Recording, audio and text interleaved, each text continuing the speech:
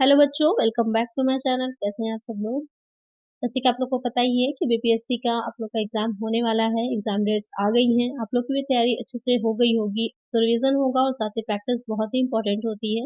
तो आप लोग के लिए जो बिजनेस स्टडीज से जिन बच्चों ने फॉर्म फिल किया है, उन लोग के लिए मैं प्रैक्टिस सेट लेकर के आ रही हूँ। इसके अलावा जो अकाउंटेंसी है या फिर एंटरप्रेन्योरशिप है, उनसे जिन बच्चों ने फॉर्म फिल किया होगा, उनके लिए भी मैं अलग से प्रैक्टिस सेट लेकर के आऊंगी, जिससे कि एग्जाम तक आपकी अच्छे से प्रिपरेशन हो जाए। वीडियो को शुरू करते हैं। तो शुरू करने से पहले जिन बच्चों ने सब्सक्राइब नहीं किया है, सब्सक्राइब कर लीजिए इसी तरह की वीडियोस के लिए। इसी तरह को कोई क्वेश्चन हो कमेंट कर दीजिएगा, और वीडियो अच्छी लगेगी तो एक लाइक जरूर कर दीजिएगा, और फ्रेंड्स साथ वीडियो को शेयर भी करिएगा।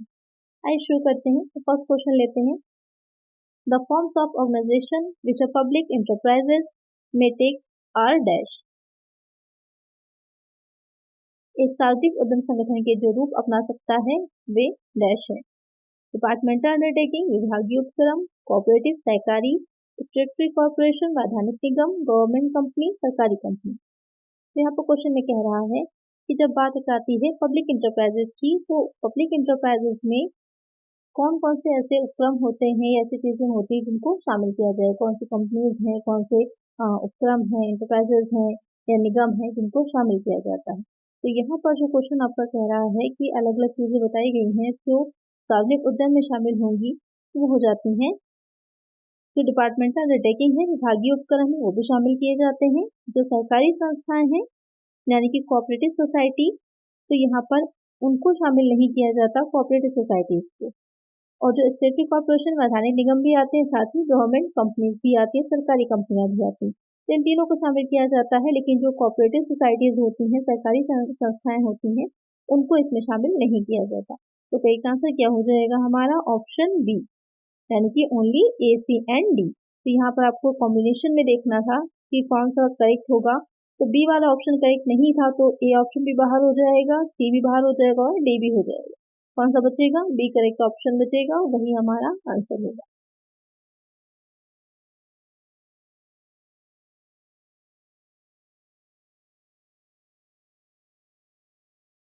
नेक्स्ट क्वेश्चन है, निम्नलिखित में से किसके पास सरकार की शक्ति और निजी उद्यमों के परिचालन लचीलेपन की पर्याप्त मात्रा है? Which of the following has the power of the government and the considerable amount of operating flexibility of private enterprises? Departmental undertaking, statutory corporations, government companies, all of the above। तो क्वेश्चन में यहाँ पर कह रहा है कि इसमें से कौन सी ऐसी संस्था है जिसके पास तो गवर्नमेंट पावर भी रहती है, सरकारी शक्तियां भी रहती हैं, साथ ही जो प्राइवेट सेक्टर में उद्यम चल रहे हैं, इंटरप्राइजेस चल रहे हैं, उनको ऑपरेट करने की जो फ्लेक्सिबिलिटी होती है, वो पावर भी रहती है कि कि उसके अकॉर्डिंग भी वो काम कर सकते हैं, या उनको भी अपने एक सब्सिडरी वेंचर के तौर पर भी रख सकते हैं। तो यहाँ पर कौन हो जाएगा? विभागीय उपक्रम, वैधानिक निगम, सरकारी कंपनी, या फिर तीनों ही। तो उसमें जो वैधानिक निगम होते हैं, स्टेटरी कॉर्पोरेशन होती हैं, उनके पास ये पावर रहती है। तो करेक्ट आंसर क्या हो जाएगा? Option B. निगम होते कौन से हैं? तो आपने पढ़ा होगा, बहुत सी चीजें ऐसी हैं जिनके आगे कंपनी लगा रहता है, कुछ के आगे कॉर्पोरेशन लगा रहता है। जैसे कि हम बात करें एलआईसी की, एलआईसी नाम सबने सुना होगा एलआईसी के बारे में। तो जो एलआईसी है उसकी फुल फॉर्म क्या है? लाइफ इंश्योरेंस कॉर्पोरेशन है, कंपनी नहीं कॉर्पोरेशन है, क्योंकि एलआईसी क्या है? एक निगम है, जीवन बीमा निगम कहा जाता है। जो निगम होते हैं और कंपनी, काफी कंफ्यूजन रहती है इसमें। दोनों के बीच में जो मेजर डिफरेंस होता है, तो एक कंपनी जो होगी वो कंपनीज एक्ट 1956 के अंडर में रजिस्टर्ड होती है, लेकिन जो एक निगम होता है, जो एक कॉर्पोरेशन होता है, उसके लिए एक अलग से अधिनियम बनाया जाता है जो संसद में पारित होता है, और उसमें उसके सारे रूल्स और रेगुलेशन दे रखे होते हैं। उसी के अकॉर्डिंग उसका जितना भी जो भी प्रोसेस होती है वो सारी चलती है। जैसे कि अगर हम बात कर रहे हैं यहाँ पर जीवन बीमा निगम, जैसे मैंने बताया आपको, तो जीवन बीमा अधिनियम आया था 1948, उसके अकॉर्डिंग ही जीवन बीमा अधिनियम जो बना था, उसी के अकॉर्डिंग जो जीवन बीमा निगम है उसकी स्थापना की गई थी। तो यहाँ पर करेक्ट आंसर क्या हो जाएगा? Option B. नेक्स्ट क्वेश्चन लेते हैं। नेक्स्ट क्वेश्चन है, अर्थव्यवस्था में सार्वजनिक क्षेत्र द्वारा निश्चित में से कौन सी भूमिका निभाई जाती है? Which of the following roles are playable by the public sector in the economy? Regional balance, economies of scale, check over concentration of economic power, all of these। Question में कह रहा है कि एक इकोनॉमी जो होती है उसका जो सार्वजनिक क्षेत्र होता है, जैसे कि हमारे अगर इंडिया की बात करें तो यहाँ पर मिक्स इकोनॉमी है, तो कुछ आपके जो उद्योग हैं या कुछ चीज़ें हैं वो सार्वजनिक क्षेत्र में है और कुछ क्या है निजी क्षेत्र में है।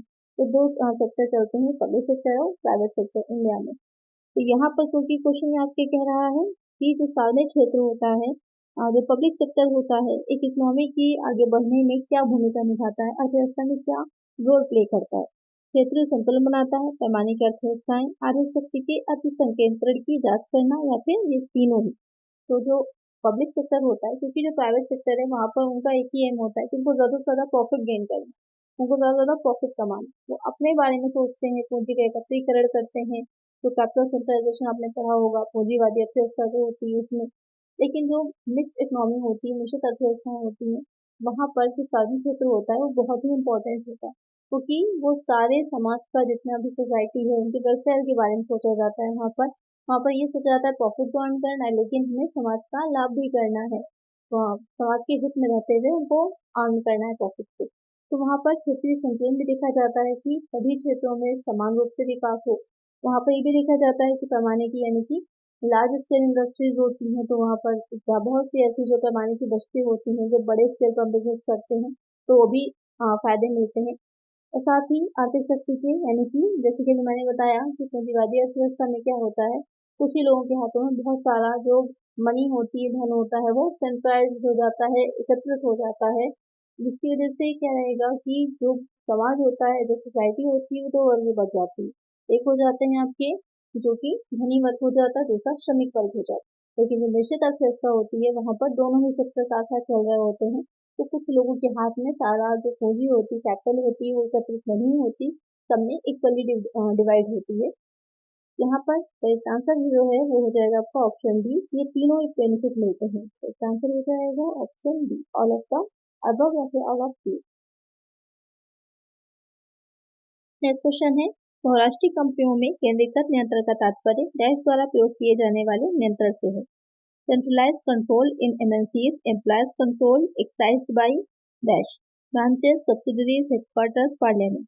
क्वेश्चन में कह रहा है कि जो बहुराष्ट्रीय कंपनियां होती हैं, मल्टीनेशनल कंपनीज होती हैं, तो बहुराष्ट्रीय कंपनियां होती क्या हैं, जो कि एक साथ बहुत से देशों में अपने ब्रांचेस को खोलती हैं, बहुत से देशों में अपना बिजनेस को एक्सटेंड कर रही होती हैं, एक्सपैंड कर रही होती हैं, फैला रही होती हैं। तो कंपनीज क्या हो जाती हैं, एमएनसीज कहलाती है। मल्टीनेशनल नाम से क्लियर है कि जहाँ बहुत से राष्ट्रों में उनकी जो भी बिजनेस होता है वो फैला होता है। तो यहाँ पर क्या कह रहे हैं कि जो एमएनसीज होती हैं उनमें कंट्रोल जो होता है किसके हाथ में केंद्रित होता है, किसी एक शाखा में, चाहे कंपनियों में, मुख्यालय में, या फिर संसद के पास। तो उसका जो कंट्रोल होता है वो कहाँ होता है, जो भी हेड ऑफिस होती है, एक तो हेड ऑफिस होगा ना, उसी के अंडर में सारी आगे की ब्रांचेस खोली जाएंगी, तो वो हेड ऑफिस जो होगा वही कंट्रोल करता है सारी ब्रांचेस पर, चाहे वो जिस भी कंट्री में अलग अलग हो। लेकिन जो नियंत्रण होता है, जो मैनेजमेंट होता है, कंट्रोल होता है, वो एक हेड ऑफिस से ही रहता है। तो एक आंसर क्या हो जाएगा, ऑप्शन सी। नेक्स्ट क्वेश्चन है, वैधानिक निगमों के बारे में निम्नलिखित में से कौन सा सत्य है। Which of the following is true about स्टेटरी corporation. Statutory corporations are public enterprises that come into existence by a special act of the Parliament. Statutory corporations are subject to the same accounting and audit procedures as are applicable to government departments. Statutory enterprises are funded directly by the government treasury. The employees of statutory enterprises are civil servants. Question में कह रहा है कि जो वैधानिक निगम होते हैं उनके बारे में इसमें से जो स्टेटमेंट दे रखे हैं कौन सा स्टेटमेंट करेक्ट होगा। तो पहला स्टेटमेंट क्या दे रखा है कि वैधानिक निगम सार्वजनिक उद्यम है जो संसद के एक विशेष अधिनियम द्वारा अस्तित्व में आते हैं, जैसे कि अभी मैंने डिटेल में आपको समझा ही दिया था एलआईसी के बारे में। तो ये पॉइंट तो करेक्ट हो जाएगा हमारा। बाकी के तीन भी देखते हैं।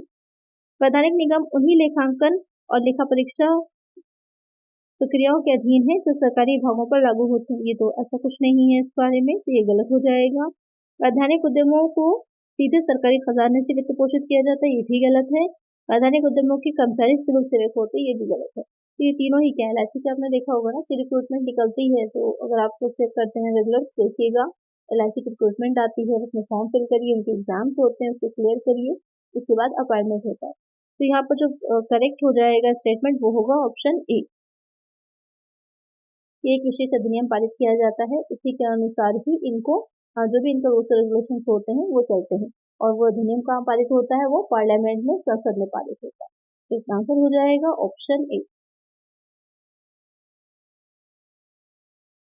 नेक्स्ट क्वेश्चन है, निम्नलिखित में से किस उद्यम का वित्त पोषण सीधे सरकारी खजाने से आता है और सरकार के बजट से वार्षिक विभाग विनियोग के तहत होता है और इसके द्वारा अर्जित राजस्व का भुगतान भी खजाने में से किया जाता है? The funding of which of the following enterprises comes directly from the government treasury is under an annual appropriation from the budget of the government and the revenue earned by it is also paid into the treasury। यहाँ पर question में कह रहा है आपसे कि कौन से ऐसे उद्यम होते हैं जो जिनका भी वित्त पोषण यानी कि जो भी फाइनेंस की आवश्यकता होती है वो डायरेक्ट जो गवर्नमेंट ट्रेजरी वहाँ से की जाती है और जो गवर्नमेंट का बजट बनता है उस बजट में भी उनके जो भी इन्वेस्टमेंट होगी वार्षिक अर्ली उस इन्वेस्टमेंट का भी पूरा ब्यौरा दे रखा होता है, सारी चीज़ों को शामिल किया जाता है। तो वो कौन से उपक्रम रहते हैं? विभागीय उपक्रम, वैधानिक निगम, सरकारी कंपनियां या फिर सहकारी समितियां। तो कौन से उपक्रम ऐसे होते हैं? वो हो जाते हैं विभागीय उपक्रम यानी कि डिपार्टमेंटल अंडरटेकिंग। जो गवर्नमेंट के अलग अलग विभाग चल रहे हैं, जैसे कि रेलवे का विभाग है अलग चल रहा है, जिसमें कि आज रेलवे में जितनी भी चीजें होती हैं वो सारी आ जाती हैं, तो उसको बजट में भी शामिल किया जाता है।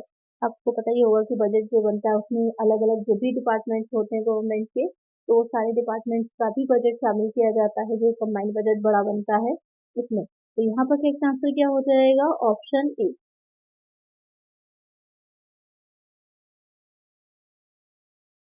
नेक्स्ट क्वेश्चन है, निम्नलिखित में से कौन सा उद्यम निगमन के समय एक स्थापित ब्रांड नाम से सबसे अधिक लाभान्वित हो सकता है?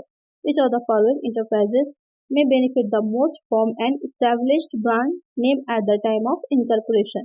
Departmental undertaking, government company, statutory corporation, joint venture. Question में कह रहा है, तो यहाँ पर उन्होंने क्वेश्चन में खुद ही हिंट दे रखी है। क्या हिंट है? कौन सा ऐसा उद्यम है जिसको निगमन किया जा रहा हो, यानी कि जिसको इनकॉर्पोरेशन हो रहा हो।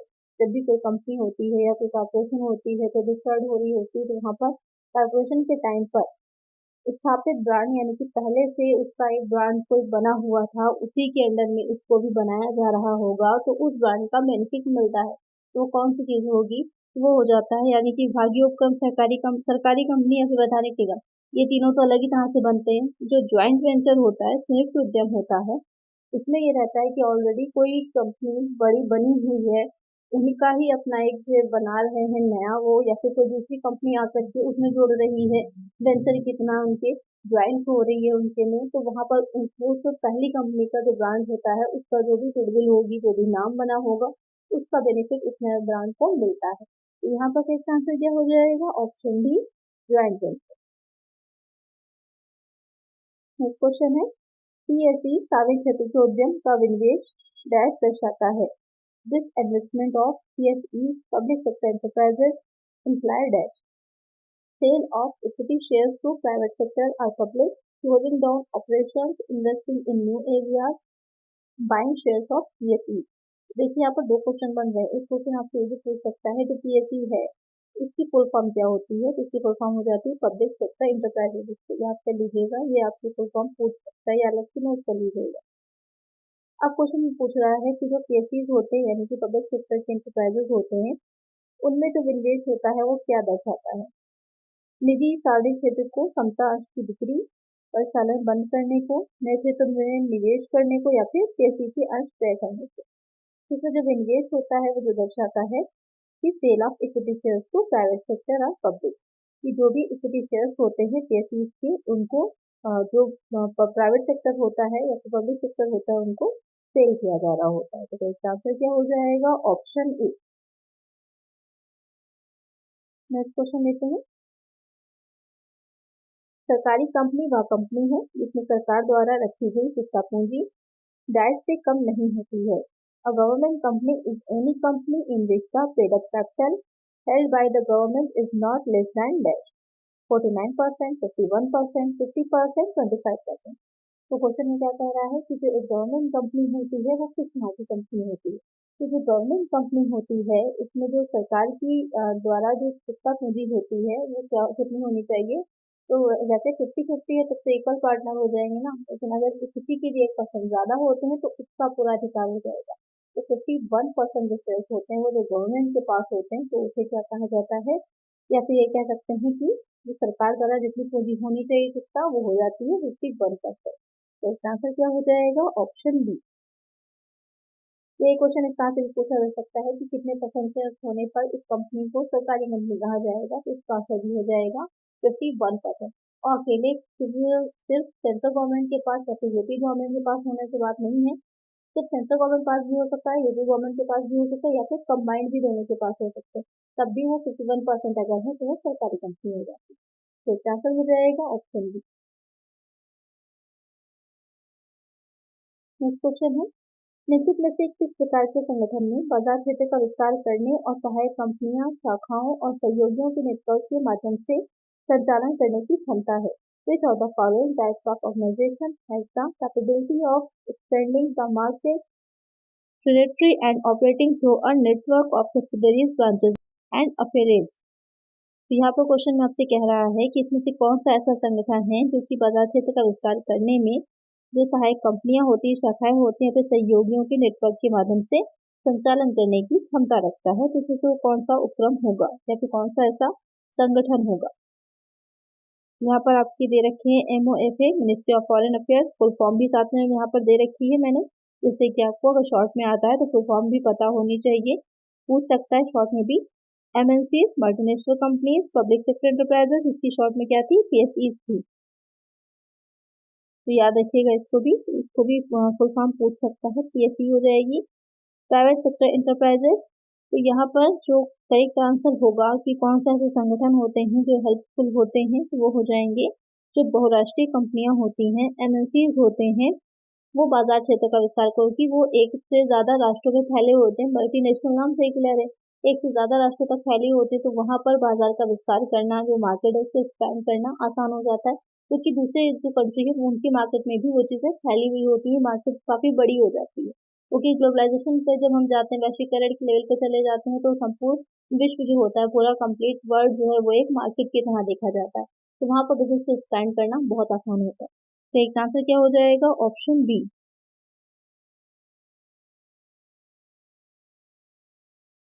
नेक्स्ट क्वेश्चन है, निजी क्षेत्र का मुख्य उद्देश्य है, the main motive of the private sector is social service, earning profit, both A and B, none of the above. अभी मैंने बताया ही था आपको कि जब भी हम निजी क्षेत्र की तरफ बढ़ते हैं या फिर हम पूंजीवादी अर्थव्यवस्था की तरफ बढ़ते हैं, तो वहां पर प्रॉफिट अर्न करना ज्यादा इंपॉर्टेंट हो जाता है। इसलिए तो ये आपको क्वेश्चन में भी कह रहा है कि निजी क्षेत्र का मुख्य उद्देश्य क्या है, तो उनका मेन ऑब्जेक्टिव यह रहता है कि ज्यादा से ज्यादा प्रॉफिट अर्न कर सके। एक आंसर क्या हो जाएगा, ऑप्शन बी। नेक्स्ट क्वेश्चन है, सार्वजनिक क्षेत्र के उद्यमों का सबसे पुराना और सबसे पारंपरिक रूप कौन सा है? Which is the oldest and most traditional form of public sector enterprises? स्टेटरी corporation, public company, government company, departmental undertaking. तो जो सार्वजनिक क्षेत्र है, पब्लिक सेक्टर है, उसका सबसे पुराना या ओल्डेस्ट कहें हम कि कौन सा रूप है, फॉर्म है, तो वो हो जाता है जो विभागीय उपक्रम होते हैं, डिपार्टमेंटल अंडरटेकिंग होती है, वो सबसे पुराना रूप माना जाता है। एक आंसर हो जाएगा ऑप्शन डी। नेक्स्ट क्वेश्चन है, किसी सार्वजनिक निगम की शक्तियां और उद्देश्य कैसे परिभाषित होते हैं? How powers and objectives of a public corporation defined by companies act, bye partnership act, by special act और अदर। क्वेश्चन में कह रहा है कि जो सार्वजनिक निगम होता है उसमें के पास जो भी पावर्स होती हैं, जो भी ऑब्जेक्टिव्स होते हैं, वो कहाँ पर परिभाषित होते हैं, किस जगह पर परिभाषित उनको किया गया है, इसके बारे में जैसे मैंने आपको समझाया ही हुआ है कि एक अलग से अधिनियम बनाया जाता है, कोई स्पेशल एक्ट तैयार किया जाता है उनके लिए, और उसी के अकॉर्डिंग उनका सारा जो भी प्रोसीजर्स होते हैं, प्रक्रिया होती है, वो चलती है। तो यहाँ पर किसके द्वारा निर्धारित किया जाएगा, विशेष अधिनियम द्वारा। तो एक आंसर हो जाएगा ऑप्शन सी।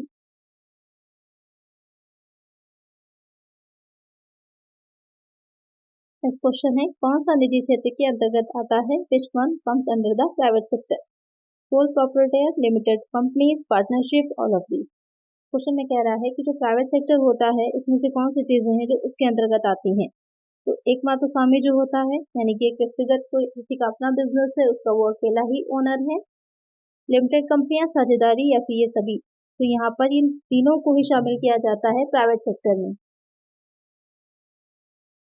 कि एक अकेला व्यक्ति जो भी अपना बिजनेस कर रहा है वो भी प्राइवेट सेक्टर में है, एक कोई कंपनी जिनके आगे लिमिटेड शब्द लगा होता है तो वो भी अपना अलग से निजी क्षेत्र में व्यवसाय क्षेत्र में काम कर सकती है, साझेदारी भी। तो एक आंसर क्या हो जाएगा? Option D.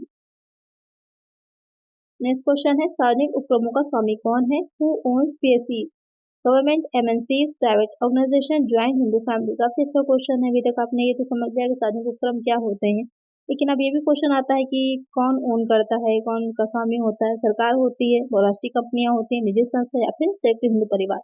तो इनका स्वामी कौन होता है? वो हो जाएगी गवर्नमेंट। काम तो ये करते हैं पब्लिक के लिए ही, पब्लिक वेलफेयर में ही काम करते हैं, लेकिन जो ओन करती है वो गवर्नमेंट करती है। तो एक आंसर हो जाएगा option A.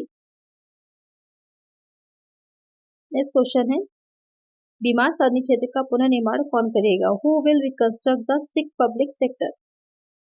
MOU, NRI, BIFR, none of these. Question में कह रहा है कि ऐसे पब्लिक सेक्टर की कंपनीज या फिर एंटरप्राइजेस जो कि बीमार हैं, मतलब सही ढंग से काम नहीं कर रहे हैं। बीमार होता है इंसान तो क्या होता है? काम सही ढंग से नहीं कर पाता है, कुछ आउटपुट नहीं दे पाता है, प्रोडक्टिव काम नहीं होता है। तो सेम वही चीजें कि किसी भी यूनिट के साथ भी होती है, किसी भी उपकरण के साथ भी होती है कि जब वो सही ढंग से काम नहीं कर पा रही है, प्रॉफिट में नहीं जा रही है, लगातार लॉस में जा रही है, तो वहां पर उसका पुनर्निर्माण का, उसको रिकंस्ट्रक्ट करने का काम कौन सी संस्था करती है? तो इसका आंसर आप लोग मुझे कमेंट करिएगा कि कौन सी संस्था करती है। नेक्स्ट वीडियो जाएगी, उसमें मैं आप लोग को इसका आंसर बताऊंगी कि जो भी कौन सी संस्था ऐसी है जो कि रिकंस्ट्रक्ट करने का काम करती है। यहाँ पर शॉर्ट फॉर्म दे रखी है और उस संस्था की फुल फॉर्म क्या है।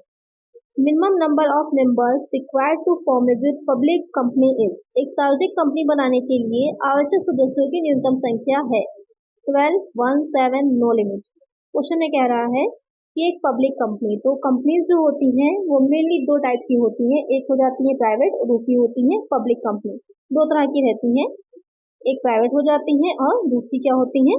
पब्लिक कंपनीज होती हैं। प्राइवेट नाम से ही क्लियर है आप लोगों को कि प्राइवेट कंपनीज जो कि कुछ लोग मिलकर के अपने लिए बनाते हैं, और जो पब्लिक कंपनीज होती हैं वो जनता जो भी है, जितने भी लोग हैं सबको मिला करके, या फिर जो वो शेयर्स ले रहे हैं तो वहाँ पर वो मेंबर्स बनते हैं, एक बड़ी उसको सम्मिलित किया जाता है, इनकॉर्पोरेटेड होती हैं, बहुत सी चीजें आती हैं इसमें। तो जो प्राइवेट कंपनी होती है वहां पर मिनिमम जो होंगे, इसको ये तो समझ लेते हैं अच्छे से, तो आगे जो भी क्वेश्चन आएंगे इजी रहेंगे।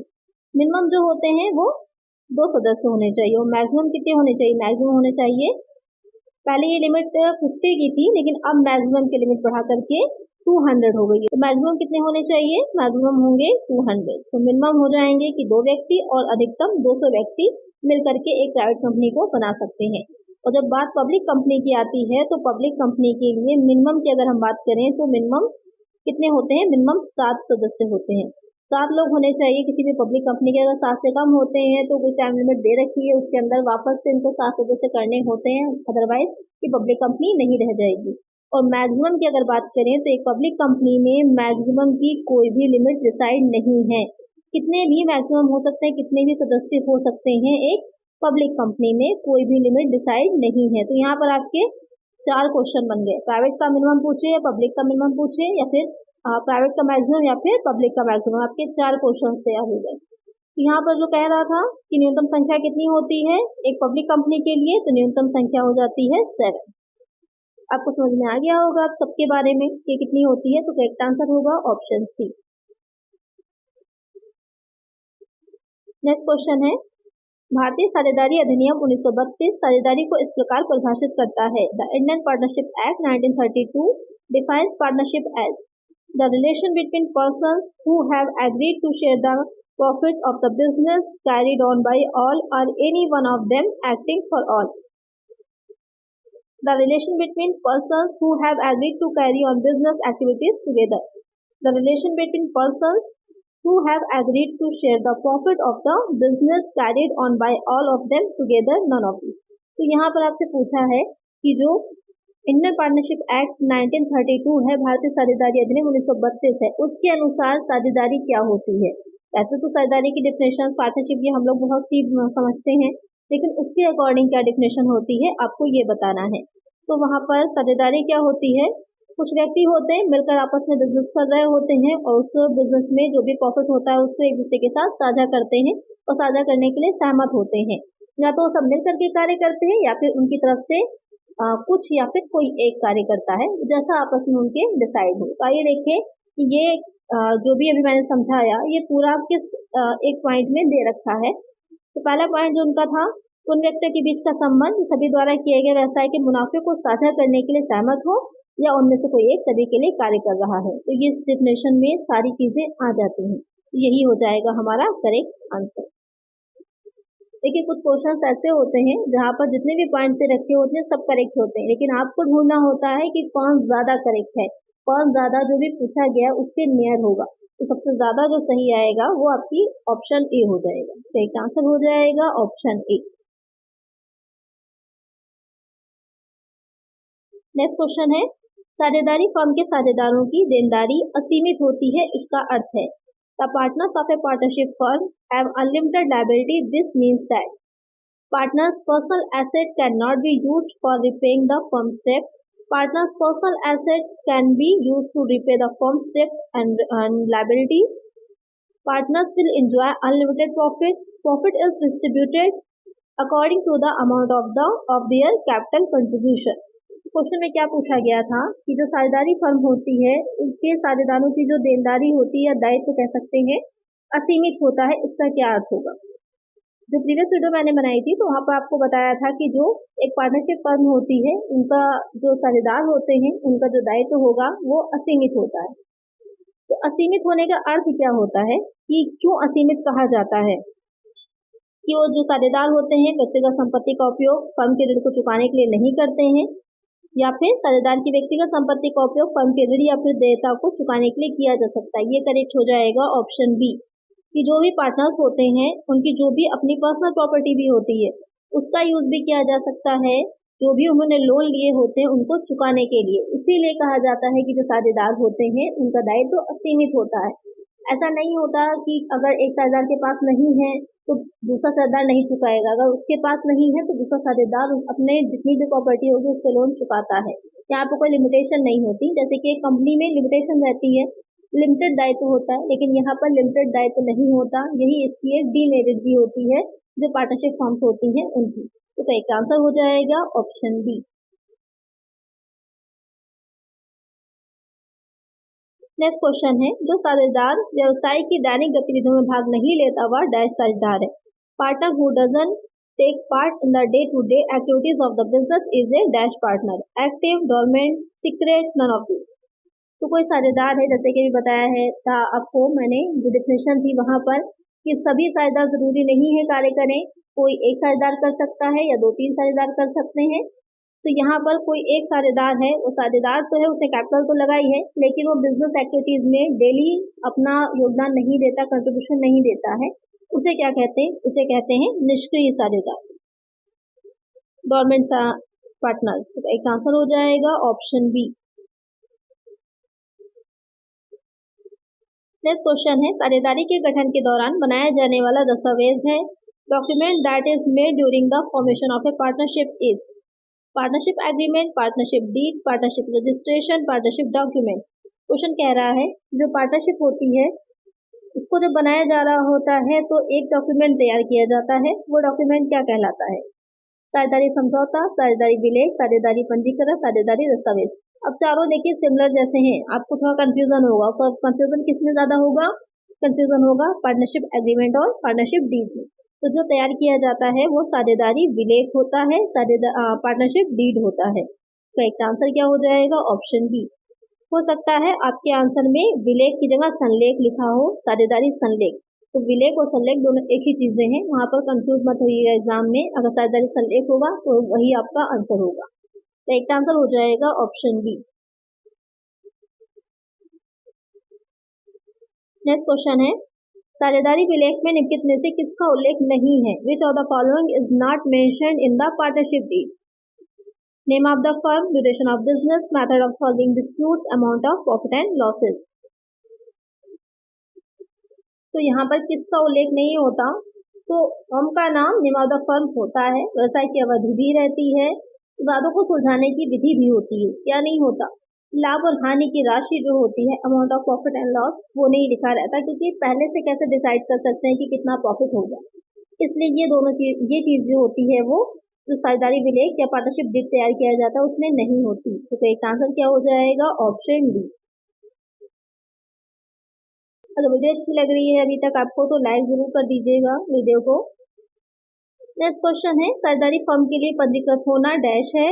It is dash for a partnership firm to get registered, mandatory, optional, necessary, none of this. Question में कह रहा है कि एक अगर पार्टनरशिप फर्म है उसके लिए रजिस्टर्ड होना क्या है? अनिवार्य है, वैकल्पिक है, आवश्यक है, इनमें से कोई नहीं।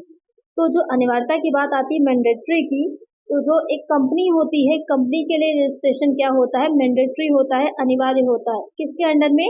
कंपनीज एक्ट 1956 जो अब आपका 2013 के नाम से आ रहा है, कंपनीज एक्ट, उसके अंडर में रजिस्ट्रेशन कंपलसरी होता है। लेकिन जो साझेदारी होती है उसका अधिनियम क्या है? भारतीय साझेदारी अधिनियम 1932। इसके अंडर में एक साझेदारी फर्म को अपना रजिस्ट्रेशन करवाना क्या होता है? वैकल्पिक होता है, उनकी इच्छा पर होता है, वो करवाना चाहे तो करवा सकती हैं, नहीं तो ना करवाएं, ऑप्शनल होता है। एक आंसर हो जाएगा ऑप्शन बी। नेक्स्ट क्वेश्चन है, एक साझेदारी फर्म को निम्नलिखित के तहत पंजीकृत किया जा सकता है। A partnership firm can be registered under the partnership act 1932, the Indian contract act 1872, the partnership act 1994, the partnership act 1922। तो अभी की वीडियो में मैंने 1-2-3 बार बोला है कि कौन सा अधिनियम है जिसके अंतर्गत होती है। तो आप लोगों ने अगर ध्यान से सुनी होगी अभी तक की जो वीडियो है, अगर ध्यान से आपने सुनी है और ध्यान से पढ़ा है तो आपको पता है कि इसका करेक्ट आंसर क्या है। जल्दी से मुझे कमेंट करिए कि इसका करेक्ट आंसर क्या है। जितने बच्चों का सही होगा उन सबका नाम मैं नेक्स्ट वीडियो में जरूर मेंशन करूंगी। तो आप लोग जल्दी से इसका करेक्ट आंसर मुझे बताइए कि जो साझेदारी होती है उसको किस अधिनियम के अंतर्गत पंजीकृत किया जाता है। नेक्स्ट क्वेश्चन है, सहकारी समिति का मुख्य उद्देश्य है to main motive of a cooperative society is to earn profit, to provide services to its members, to inculcate a habit of saving among members, to cooperate and work as a team with members। Question में कह रहा है कि एक जो सहकारी समिति होती है उसका मुख्य उद्देश्य क्या होता है? कोऑपरेटिव सोसाइटी का लाभ कमाना, अपने सदस्यों को सेवाएं प्रदान करना, सदस्यों में बचत की आदत विकसित करना या फिर सदस्यों के साथ सहयोग करना और एक टीम के रूप में काम करना। तो सबसे पहले तो क्वेश्चन ये आ जाता है कि सहकारी समिति होती क्या है। तो जो सहकारी समिति होती है, कोऑपरेटिव सोसाइटी होती है, लोगों का एक संघ होता है। कुछ लोग होते हैं उनका एक सोसाइटी बना लेते हैं। किसलिए बनाते हैं? आपसी लाभ, म्यूचुअल प्रॉफिट के पर्पज से, जो कि सामाजिक, आर्थिक या फिर सांस्कृतिक होता है, यानी कि सोशल वेलफेयर के लिए, इकोनॉमिक वेलफेयर के लिए या फिर कल्चरल वेलफेयर के लिए अपनी सोसाइटी एक बना लेते हैं और मिल करके स्वेच्छा से काम करते हैं, तो कहलाती हैं कोऑपरेटिव सोसाइटी। अब आ जाता है कि क्वेश्चन में आपकी क्या पूछा है कि क्या मुख्य उद्देश्य होता है। तभी मैंने क्या उद्देश्य आपको बताए थे? लाभ कमाना, सिर्फ प्रॉफिट नहीं होता, या फिर सदस्यों की बचत की आदत विकसित करना भी नहीं, या फिर सदस्यों के साथ सहयोग एक टीम के रूप में काम करना भी नहीं। क्या होता है? मेन उनका ऑब्जेक्टिव हो जाता है कि जो सदस्य होते हैं उनको सेवा प्रदान करना, provide services to its member. तो एक आंसर क्या हो जाएगा? Option B. नेक्स्ट क्वेश्चन है, सहकारी समितियां अपनी पूंजी कैसे जुटाती हैं? How does the cooperative societies raise its capital? By issuing shares to its members, by issuing shares to the public, by getting donations, none of these. कैसे पूंजी जुटाती हैं? तो जिनकी जो पूंजी होती है, जिनके मेंबर्स होते हैं, उन्हीं मेंबर्स को ये अपने शेयर्स जारी करती हैं, उनसे इनकी पूंजी आती है। तो यहाँ पर करेक्ट आंसर क्या हो जाएगा? Option B. जो सहकारी समितियां या फिर कॉर्पोरेट सोसाइटीज होती हैं बहुत तरह की होती हैं, जैसे कि प्रोड्यूसर्स कॉर्पोरेट सर्विसेज होती हैं, कंज्यूमर्स के लिए होती हैं, कॉमर्स की होती हैं, मार्केटिंग की होती हैं, या फिर कॉर्पोरेटिव हाउसिंग सोसाइटीज होती हैं। तो इनके अलग अलग टाइप्स की रहती हैं, बहुत सी तरह की होती हैं, और जो भी इनके मेंबर्स होते हैं उनसे ही ये क्या करती हैं, जो भी अपनी कैपिटल इनको चाहिए होती है उसको जुटाती हैं। एक आंसर हो जाएगा ऑप्शन बी।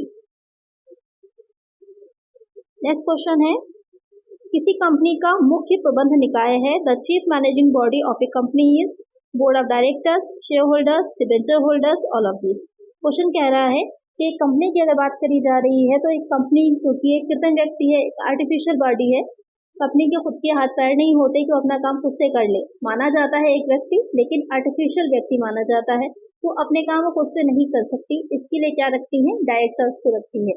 तो बोर्ड ऑफ डायरेक्टर्स जो होते हैं, जो संचालकों का एक निदेशक मंडल होता है, संचालक मंडल होता है, वो सारे काम कंपनी की तरफ से करते हैं। तो यहाँ पर जो प्रबंध निकाय होता है मुख्य, वो हो जाता है निदेशक मंडल, बोर्ड ऑफ डायरेक्टर्स। तो एक आंसर हो जाएगा ऑप्शन ए। जो अंशधारक होते हैं उन्हें कंपनी का स्वामी माना जाता है, ओनर माना जाता है। क्यों? क्योंकि अंशधारक कौन होंगे? जो भी कंपनी की कैपिटल होती है, उस कैपिटल को वो लोग अंशों में, शेयर्स में परचेज करते हैं, खरीदते हैं, जिससे कि कंपनी अपना बिजनेस कर पाती है। इसलिए वो कंपनी के क्या हो जाते हैं? स्वामी होते हैं। कई तरह के होते हैं, इक्विटी शेयर होल्डर्स होते हैं, प्रेफरेंस शेयर होल्डर्स होते हैं। ऋण धारक वो होते हैं जो कि कंपनी को ऋण दे रहे होते हैं, लोन दे रहे होते हैं। उसके बदले में कंपनी उनको जो प्रपत्र जारी करती है वो क्या कहलाता है? डिबेंचर कहलाता है, ऋण पत्र कहलाता है। तो लेकिन जो मेन मैनेजिंग का काम होता है वो निदेशक मंडल करता है। तो एक आंसर हो जाएगा ऑप्शन ए। नेक्स्ट क्वेश्चन है, एक निजी कंपनी वह है जो a private company is one which limits the number of members, restrict the transferability of shares, prohibits the public to subscribe to its securities, all of these। Question कह रहा है कि एक निजी कंपनी क्या होती है। जैसे कि जो फर्स्ट क्वेश्चन था वहीं पर मैंने आपको समझाया था कि मेनली दो तरह की रहती है, पब्लिक और प्राइवेट कंपनी। तो जो प्राइवेट कंपनी होती है वो किस तरह की रहती है? अपने सदस्यों की संख्या को सीमित करती है, करेक्ट है। जैसे कि मैंने बताया था कि मिनिमम 2 और मैक्सिमम 200 होते हैं। उसके बाद दूसरा पॉइंट जो कह रहा है कि जो उसके शेयर्स होते हैं वो ट्रांसफरेबल नहीं होते। जो पब्लिक कंपनी होती है, पब्लिक कंपनी में जो भी शेयर होल्डर्स होते हैं अपने शेयर्स को दूसरे व्यक्तियों को ट्रांसफर कर सकते हैं, लेकिन एक प्राइवेट कंपनी में ऐसा नहीं है। जो शेयर होल्डर है वो अपने शेयर्स को दूसरे को ट्रांसफर नहीं कर सकता। थर्ड पॉइंट कि जनता को अपनी प्रतिभूतियों को सस्ता लेने से रोकती है, करेक्ट है। ये आम जनता को अपने शेयर्स को निर्मित नहीं करते हैं। जैसे कि एक पब्लिक कंपनी है, पब्लिक कंपनी प्रोस्पेक्टस जारी करती है, कोई भी उनके अंशों को परचेज कर सकता है, लेकिन प्राइवेट कंपनी में ऐसा नहीं है। प्राइवेट कंपनी में कोई भी व्यक्ति, आम जनता उनके अंशों को नहीं परचेज कर सकती, इसलिए वो प्रोस्पेक्टस भी जारी नहीं करते हैं। तो यहाँ पर जो एक निजी कंपनी होती है उसमें ये तीनों ही क्या रहेंगी? फीचर्स होते हैं, तीनों ही विशेषताएं होती हैं। तो यहाँ पर एक आंसर क्या हो जाएगा? Option D, all of this.